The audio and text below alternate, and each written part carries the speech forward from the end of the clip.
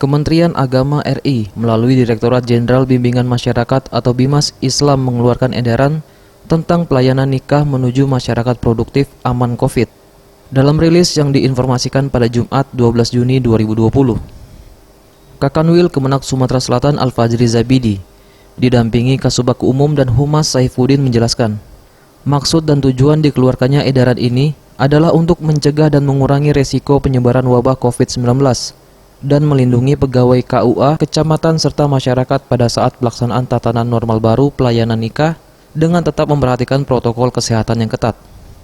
Selanjutnya, ketentuan yang ditetapkan dalam surat edaran Dirjen Bimas Islam antara lain layanan pencatatan nikah di KUA kecamatan dilaksanakan setiap hari kerja dengan mengikuti ketentuan sistem kerja yang telah ditetapkan.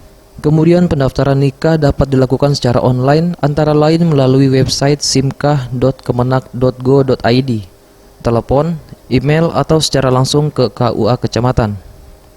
Proses pendaftaran nikah, pemeriksaan nikah dan pelaksanaan nikah tetap memperhatikan protokol kesehatan dan semaksimal mungkin mengurangi kontak fisik dengan petugas KUA kecamatan. Dalam edaran tersebut, pelaksanaan akad nikah juga dapat diselenggarakan di KUA atau luar KUA. Untuk peserta prosesi akad nikah di KUA atau di rumah hanya boleh diikuti maksimal 10 orang. Sedangkan prosesi akad nikah yang dilaksanakan di masjid atau gedung pertemuan diikuti sebanyak-banyaknya 20% dari kapasitas ruangan dan tidak boleh lebih dari 30 orang.